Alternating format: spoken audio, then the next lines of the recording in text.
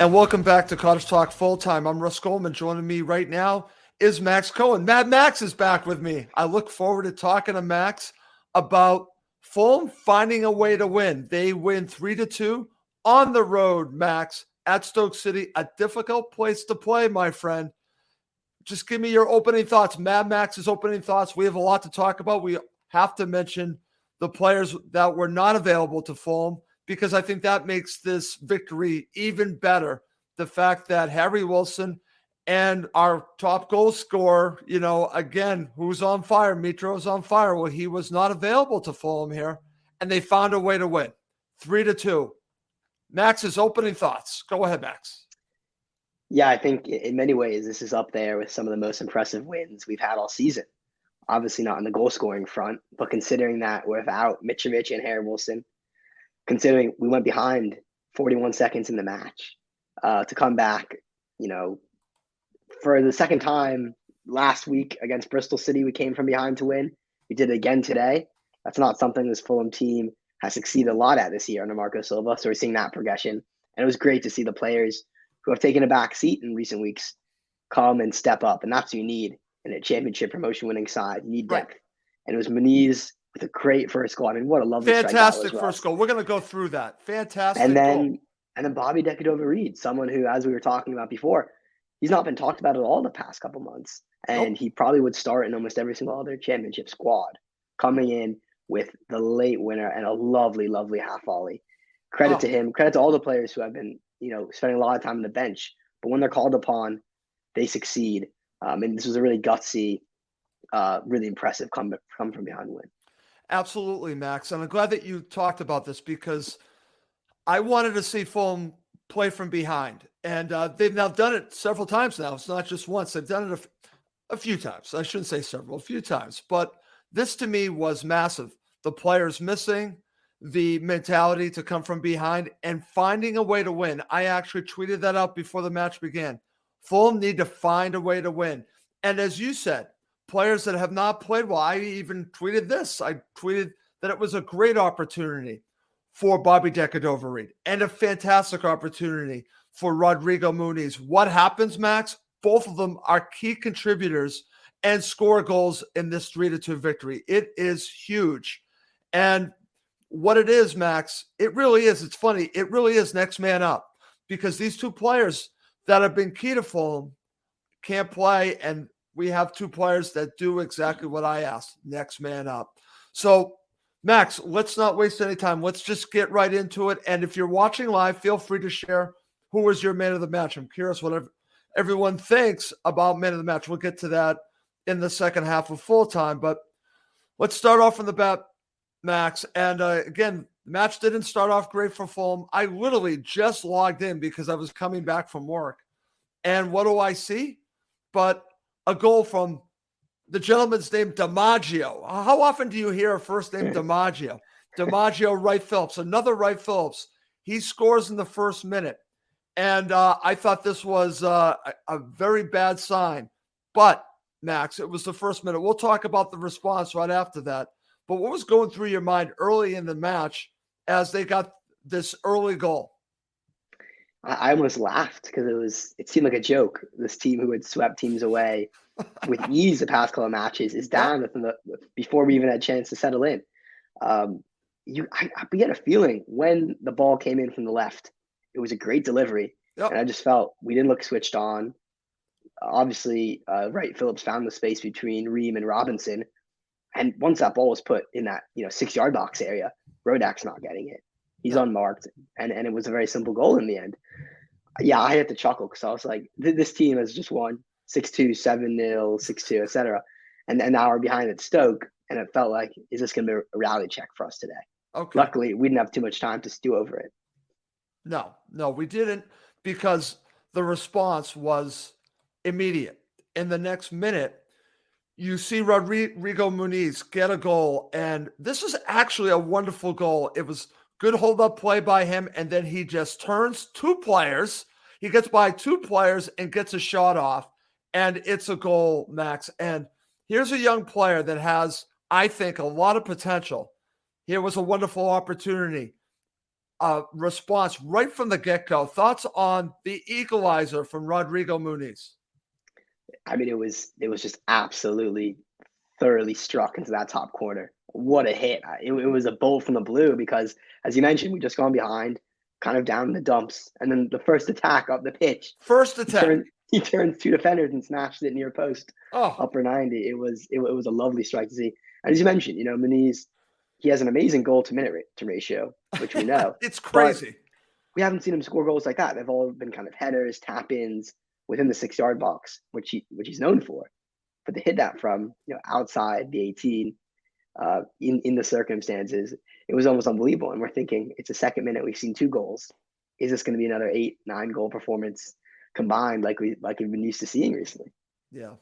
And I'm glad that I can share this from Eddie Middlebrook because I thought Rodrigo Muniz was good throughout the match. We can talk about some of the other situations. And without Mitro being on fire, Rodrigo on fire. Again, it's only just a goal, but he actually was involved with the 2 other goals, or might have been involved with the second one. We'll talk about that in a second. But Max, so Fulham go up 2-1, and then the match settles down a little bit. And I think this is actually a good sign because I wanted to see things settle down and then Fulham get into their flow. But it was going back and forth. But Fulham were controlling the play. I think that's fair to say, right? So finally, Fulham get the go-ahead goal. And Carvalho gets the goal. But this has a couple different layers because I don't know if Rodrigo Muniz touched it. I have to see another view of it. But regardless, to get that second goal, I think was massive. Against a team like Stoke City, the fans were into it to respond back. Again, we start down 1-0, get a goal, get the equalizer, and then we go ahead. So what are your thoughts about the second goal for Fulham? Yeah, it was a really good counterattack. And again, hats off to Bobby Decordova-Reid for this assist That's because right. he's played the through ball and you just think it's taken him too wide and the chance is going to be gone because it wasn't quite in his path. But does a really nice job corralling that, cutting it back in for Carvalho, and he actually mishits it. Yeah. And that's what makes it a goal, in my opinion. Does it touch Muniz? I'm still unclear. Maybe it takes a little bit nick off him, but it's definitely Carvalho's shot. And in those situations, sometimes the best thing for the attacker, Carvalho, is to kind of scuff that. So it kind of takes everyone by surprise. And it was right in the corner, hits off the post. And there was kind of a moment when the players didn't really know what to do. The celebration was a bit delayed, but another great way to head into the half, a goal to the good in a match when we weren't necessarily playing our best, as you mentioned. It had settled down. We were in control, but it wasn't the kind of swashbuckling attack we've seen the past 3 matches. So it was great to get that goal, especially after being down 1-0, as we mentioned in the first minute. Absolutely. And I'm just sharing some comments. James Baldwin says, pretty sure Muniz touches that. We think he touched it. Again, regardless, it's a goal and Fulham go up 2-1. I'm going to share some more comments from the Fulham supporters as we go through this, Max. And I have to share this because I just like saying Berdinho. So Colm Bugler says, first win at Stoke since the Berdinho Masterclass of 2010. I don't care how you win at Stoke, to win there is a very difficult place to win, Max. You would agree with me on that, right? Yeah. I mean, we saw it today. The pitch wasn't at its best. The fans were raucous. It's cold. It's cold. I mean, I still know it as the Britannia now. It's about 365. No, it's still the it's a Britannia. cauldron. It's a cauldron of away of home support, and Yep. it's hard to be the away side there. And this Stoke team, I mean, let's give them credit. They played us really well. They gave us the best, test we've been given since Sheffield United before the COVID break. You could argue that maybe they deserve something for the match because they played that well. I think we'll see this team in the playoffs come May, because I think they're definitely one of the top 6 teams in the division just based on what we've seen today. And they've done some good business, it appears, in the loan market. A lot of young players from big sides who are hungry, a lot of pace, a lot of trickery. They gave us problems, certainly Adoy at the end I was nervous about. But give credit to Stoke. This was a team who gave us a really good go of it. They did, Max. And again, that's what's so encouraging about this. Like I keep talking about, and I'm going to keep saying this, finding a way to win, I think, is huge. And I have to share this comment from Val because I was not aware of the Bournemouth result here. So Val shares this with us, a win with no Mitro, no Wilson. So good result and 3 goals at Stoke. A hard place to go and win normally. And Parker, Bournemouth lose at home. Yep. Again, The just Hull. a little bonus there, Max. A little bonus. Yeah, thank you, Hull City. I think they've beaten Blackburn And I can't Rovers stand and Hull Bournemouth. City. Yeah. I can't stand them. But they're helping Fulham out. They're actually helping Fulham out. They took care of business against Blackburn, and now they take care of Bournemouth. Thank you, Hull City. I can't believe I'm saying this. David Holly, if you're listening to it, I'm actually saying thank you to Hull City. Okay. That's crazy, Max. That's really crazy. It's an 8-point. It's an 8-point gap. Oh, I have to share this too. I was not aware of this. Of course, this puts a smile on my face. I'm just going to share that. I'm not going to say anything. But that and the only thing I will say about this when Fulham do play this side that Steve Reynolds has commented on, I want 10-0. I'll just leave it at that. Okay. All right, my friend. So before we talk about the second half, a little worrying sign was how Stoke City ended the first half. I want to get your thoughts on this because I'm glad that you mentioned this because I don't think enough shows just in general that talk about teams give enough credit to the other side. To Stoke City's credit, they ended the first half really well. And I was actually a little nervous at the end of the first half. And actually at halftime, I'm thinking they're going to make it difficult in the second half. And they absolutely did. Yeah. We could see that there were going to be issues if they had appeared to sustain pressure because they were dangerous with balls from wide. And in some instances, they were overwhelming our midfield and they were hungry. That's one thing I'd say about Stoke is that I'm not sure they played the best football.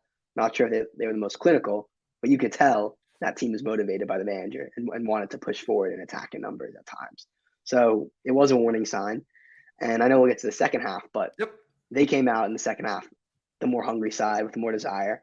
And we struggled to get a foothold in, really, I'd argue until, stoppage time when we kind of controlled it when we were up 3-2.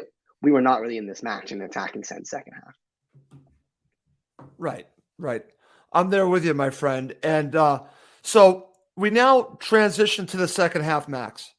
And let's just go to the goal from Baker. You and I were talking about this. This is actually a very nice goal. And credit to him for scoring it, making it 2-2, and the crowd just goes crazy. And we know that we have a real match on our hands. Not that we didn't already, but it was going to be difficult to see Fulham get a victory here. But I'm going to ask you a question because this is actually posed to me from Emilio Danello, who did not see the match. I don't think Emilio watched it, but he was just curious because he's been a little critical of Marek Rodak lately. Should Marek Rodak have done better here? I want to say yes. Yes, he should have. It's that simple. It's a very good hit. Take nothing away from Baker. He hits that very pure and it's a long way out. I think it's fair to criticize Rodak here. The dive didn't look like it was executed the right way. He looked like he just kind of held back something and he was trying to push at it instead of extending his arms. And it was in the corner, but that's a nice height for the keeper. I think he should have done better. Add that to the long range goal that Birmingham City scored in midweek. It's a bit of a worry point. Now, I'm not saying we have to bring in Gazaniga. I'm not sure a goalkeeping change is what's necessary, but I don't think Rodak covered himself in glory this match. I mean, he did have a nice save, to be fair. He did. End, but also think about what happened when their striker was played through. Rodak comes out to claim it. It doesn't really get anywhere near the ball. And he, without Tosin was really great in terms of positional awareness there. If Tosin's not there, that's concerning because Rodak was actually behind the ball in that later moment. So there are a couple of moments when he looked not as assured as we've known him to be. But I'm not saying that we have to switch the keeper. Right. And I'm not saying that either. I'm just putting that out there that, again, we talk about the good, we talk about the bad. And Stephen, I'm going to share this right now. We'll talk about this in just a second. He did make a fabulous save at the end. Absolutely. He actually was the difference of Fulham getting the 3 points at the very end of the match. I will say that with that save. So definitely, I'm not going to not mention that, but I think it's fair to criticize a goal that maybe he could have done a little bit better on. That's all. That's all we're doing here. We're trying to call it both ways. If it's positive, we're going to tell you. If it's negative, we're going to tell you as well. But let's go on there, Max, because I want to get your thoughts before we really talk about the match winner. So how are you feeling after they scored? Because at that point, I want to say I felt that a potential third goal was coming, and I thought it was coming from Stoke City, honestly, because they had sustained pressure after that. I thought we held our own and we weathered the storm. And probably that led to the fact that we had the opportunities that we had, because I knew we would have more opportunities. So how do you look at what happened afterwards? Do you say credit to Stoke City for coming at us the way that they did? Or are you critical of Fulham for not able to get the ball back and really not to get control back after they scored that second goal? Yeah, it was concerning. It reminded me of the matches before the COVID break when we really were struggling, against Luton or against Sheffield United or Preston when we were the away side, and it Right. just looked like the tide turned and nothing that we could do could get us a foothold. This is when the Fulham team can struggle, when we're away from home, backs against the wall, and there's momentum behind the other side. That's something I think we've not excelled at all year, is kind of getting back into matches. And that's why I think today was so impressive, is that we kind of got over that. Because there was a spell from 60 minutes to 75 when Stoke looked the most likely winner. That's what I thought. The goal came against a run of play, but that's what happens in the championship. You get a runs to play goal. Finding a way to win, Max. Find a way to win, as the show's called very, very astutely. And what matters is the 3 points. And we still scored 3 goals away from home, which is, for us recently, seems a bit down. Low. But for any side in the division, that's a great result. It's a very good result. It's a very good amount of goals away from home, 3. Okay. How are we to complain? But yes, it's down from the 6 and 7 we've been scoring lately. But it is impressive when you look at the players that were not available to Fulham. But let's now talk about the match winner. And I mentioned to you off air that this actually begins with a great header from Rodrigo Muniz that hits the crossbar. And I thought he was active today. I thought he did his part in this Fulham victory, along with the gentleman who got the match winner, Bobby Decordova-Reid, who has really not had much of a chance to play when you have Harry Wilson in front of you. And he took advantage of it. 2 players in this instance were the difference for Fulham getting all 3 points with a third goal. So what are your thoughts about the goal from Bobby Decordova-Reid? And it's more than just him on this. Yeah, I think, as you mentioned, give credit to Muniz for that great towering header. But also, what a delivery from Kearney. I was just about to say, Kearney's delivery. We have to talk about that as well. It might be the story of the season, is how lethal we are from set pieces. And unlike anything I've ever seen from a Fulham side, is how good we are from a dead ball situation this season. And I think that credit has to go to the manager, but also has to go to the people whipping in the deliveries. It's been Seri, it's been Wilson, it's been Kearney today. Just absolutely fantastic. We're asking questions of every defense when we get a corner. And credit to Decordova-Reid, because a lot of the times you see a header come in off the crossbar and players freeze. They kind of think, they look and they admire it. They admire, that was really close. That's not what Decordova-Reid did. He was active, he was alert, he was on his toes, and he takes advantage, because that's a loose ball that could fall to anybody. He wanted it more, and just a really nice controlled finish. Again, those things can easily be shanked wide, as we saw Chalobah do. It can easily be blazed over, as we've seen Knockout do on a couple occasions. It's a controlled but lethal, and so much power in that. And to see him celebrate right at the away end, which is right behind that goal, that was a great moment. I think that's really one of the moments of the season, considering, as you mentioned, we go down 1-0, missing Micho, we're missing Harry Wilson. It's late in the match. The tide was against us. Very, very satisfying. Absolutely, my friend.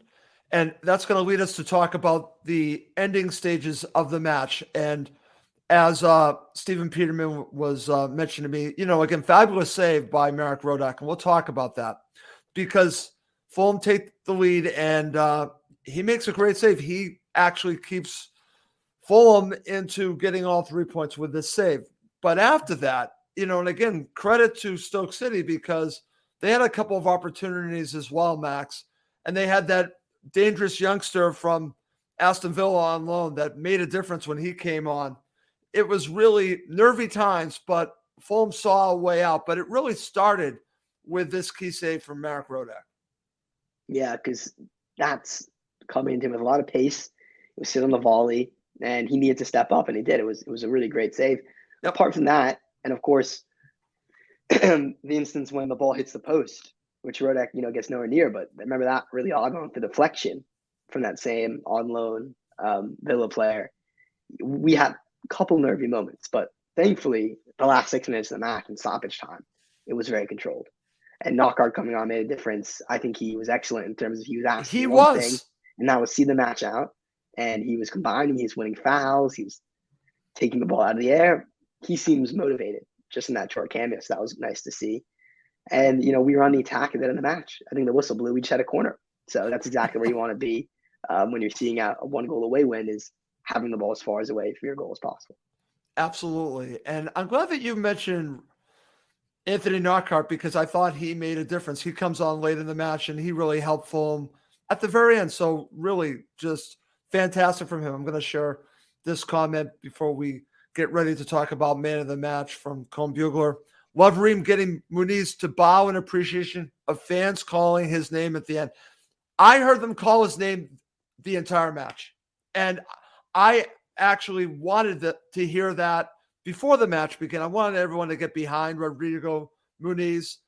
It's not me telling the fans to do that. They did it on their own. I'm not taking any credit for that. I'm just saying it was nice to hear them get behind Rodrigo Muniz. No Mitro, and the fans got behind him. Lovely, because it's been hard for him. It's a totally new country. It's a new language. Can't speak the language yet. Young. He's learning the young. language. And if you remember, one of his first real Fulham moment was that penalty miss against Leeds in the League Cup. And that's hard. And that's hard to come back from a young player. And I think I remember very clearly how the entire squad came around and hugged him and consoled him after that and said, lift your head up, man. Right. Like, it's fine. And he's blossomed ever since. We had the Blackburn match when he chipped in a couple goals. At Reading, he also got in amongst the action. But today was his first real test. Starting from minute 1 in a match when there's no Mitro on the bench. It's just you leading the line, and he rose to the occasion. And I'm really happy for him because he's so much room to grow. And you can see the talent, Max. He has it. And if he can succeed like that, if he can continue on and the path he's going, does this mean we have a very viable backup if we're in the Prem next year? Does it mean we potentially have possibly. Because, we need to see more. I've thought a lot about what happens if we get promoted. I'm not saying when, because it's a long time to go, but it's certainly a scenario which we have to consider. And the squad now needs a lot of overhauling if we're going to succeed in the Premier League next year. It's simple that the players who are starting now are great for this division, but we know a lot of them can't play in the step up. Sure. And if there's a situation where we can save a big money transfer by not having to buy another striker, if you already have that striker within our squad, I think that's a big bonus for us in strengthening other areas which need more support. Absolutely. So that's just putting that out there. No, and we're going to have to see his progression. And there's a reason why Marco Silva wanted him here. And to have a young striker, and if you can grow into the role, Max, then you can look at other positions to strengthen. Maybe you don't have to really get that backup striker to Mitro when we get to the Prem. That's a great point. I'm going to share some comments because there's some very interesting. Well, if we're just talking about Anthony Knockaert. Knockaert's played smart, always gives 100%. I don't think I can ever doubt the effort of Anthony Knockaert. And I agree with this. He might not be able to pull off the goals anymore, but he definitely gives you everything that he has. I also want to share this because I already talked about this. Des Lynch. Also, thank you, Hull, twice in past few days. I agree with that. Okay. All right. Coming up next to end the show, please give us your man of the match if you're watching live, and I'll get Max's man of the match. I'll share mine as well. Okay, Max, I'm going to go to you first. Who was your man of the match? There are a lot of good options, and I think, anyone is going to be right if they say somebody. I'm not going to, knock them, but I have to go with Decadova Reed. For me, he's someone, as I mentioned before, has struggled this season. He's seen his starting place go away. He's seen the front three without him in it succeed and hit new heights, which we've never seen before from Fulham players. He's not really been a part of these huge wins. And that does something to a player's confidence, especially when he was one of our top scorers in the Premier League last season. And suddenly he's finding it hard to get a couple minutes in the championship. If I'm him, my head's down. It's hard to feel confident, to want to succeed. But what he did today when he was handed the start was just excellent. He has that assist for Carvalho's goal, and he crops up in the most opportune of circumstances to smash that finish in. And that's we've just seen two great hits for Muniz and Decadova Reed. Got to give it to Decadova Reed, considering he was the match winner and had that assist. But you could easily say Muniz Could easily say it to Fabio. Could Yep. be. I mean, Kearney also was excellent. So a lot of really good options out there. But I'm going to go with the match winner. Okay, excellent. I'm just going to share this. This is from my friend Steve Reynolds, who was in Spain. He just sent this to me. Reed, man of the match. Tell Emilio. And the reason why he says that is that Emilio has made it clear that Harrison Reed's not his favorite player, but he always gives him credit when Harrison Reed plays well. What are your thoughts about the play of Harrison Reed? I thought he was good. I thought this is the match when you need someone like Harrison Reed. Tackles are flying in the midfield. That's a number of Stoke players came in late on Kearney, on Fabio, on Reed, and you need a kind of enforcer in there, snapping at people's heels, making sure Stoke players can't get away with that. I thought he was very bright. Okay. All right. Very good. All right. Let's just share some comments from the Fulham supporters. Fabio, man of the match. Let's see what else we have. A couple of shout outs for Anthony Knockout, which I find interesting. Very good. Now, I'm not taking credit for anything, but I'm going to share this. And again, I just find it funny. Yeah. Man of the match, psychic Russ Goldman for pregame tweet calling Bobby Decadova. I did do it, but I'm not man of the match. I'm going to go with Max. I'm going to say the man of the match was Bobby Decadova. So I'm going to go with you. Brendan O'Connor says it's Cav. Let's see who. Yes, Steve, I already shared your comment on behalf of myself and the Fulham shadow. It has to be Reed. Mm-hmm. Yeah, very funny. Okay, Mats, he goes with Fabio. All right, let's see what Chris Bond has to say. Got to be Bobby Decadova.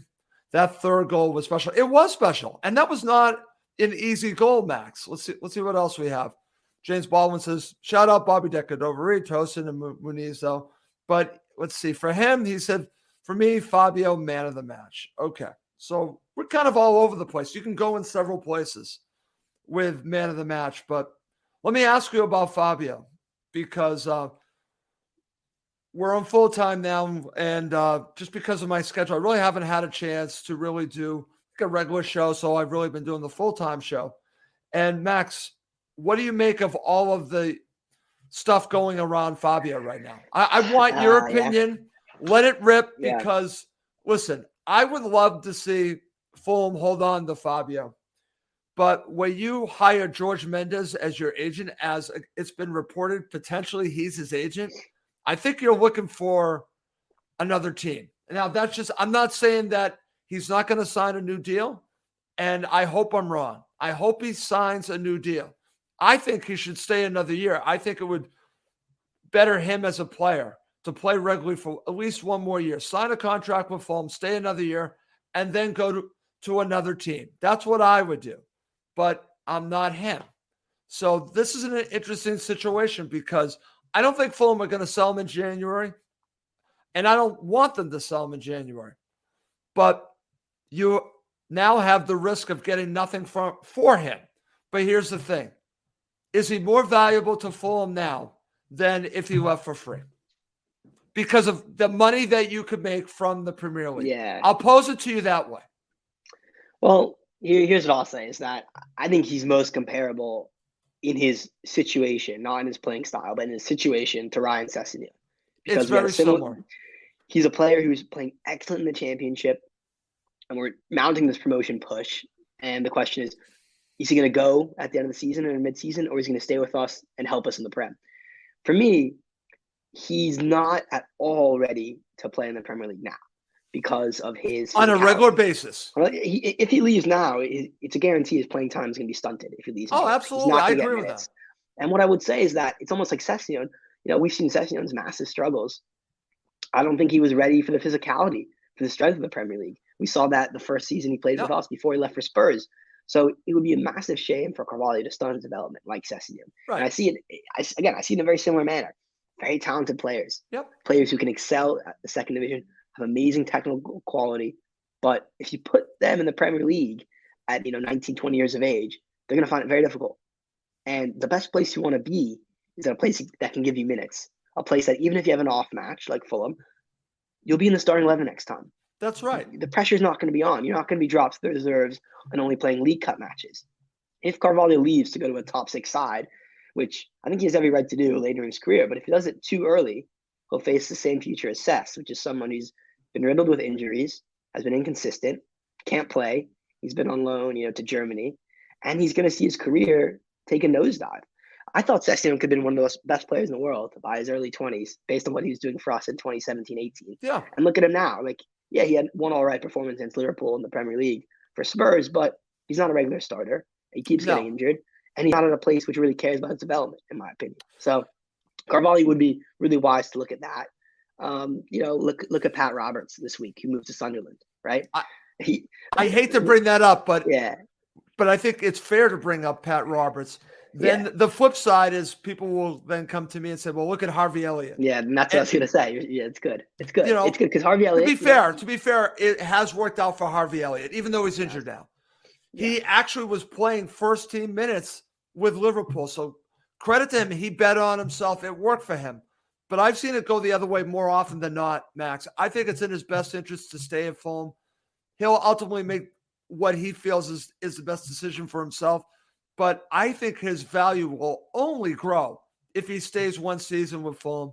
It'll go up. Yes, the value for Fulham would go up as well. But I think it's a win-win if he stays at least another season.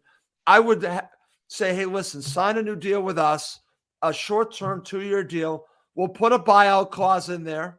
And if someone matches it, best of luck to you. And that's the thing, as you mentioned. There's no downside for him staying at Fulham in the short term. No, I think he gets to play regularly. Yeah, he's going to make a move to a top side in the near future. He's going to do it eventually. Because he's that good. He'll probably do it eventually. But if you make it too soon, it can really jeopardize your entire future. Because as I've said, that's right. I think everyone agrees with me here. The most important thing for a young player is minutes. Is first team football. Is development. And the way you develop is not on the training pitch. It's not sitting on the bench, in the important matches. It's not playing once every 3 weeks. In the Europa League or the League Cup, it's playing first team football. So that's what Fabio has to understand. And I think, I hope, you mentioned Jorge Mendes, the agent. Yeah. I don't know. I don't know if he's going to have his head turned. I don't know if his family, his agent, whatever, he's going to get a great offer. It's really about understanding what's best for him and his future. And let's just hope he makes the right call. I hope he does too. And listen, family pressure, I understand that. All families have pressure, and I want him to do what's best for him. And I hope it ultimately he does what's best for him and not what's best for others. Do what's best for you. If he feels a move to, say, Liverpool, Leicester City, or abroad is best for him, then by all means, go ahead and make the move. I just hope that he's doing it for himself. Everyone can benefit beyond that. Like I said, your family, agents, everyone has their hand out. Again, I'm not saying the family does. I'm saying when you have these agents with their hand out, their interest is making money. Their interest is really making money and getting their cut.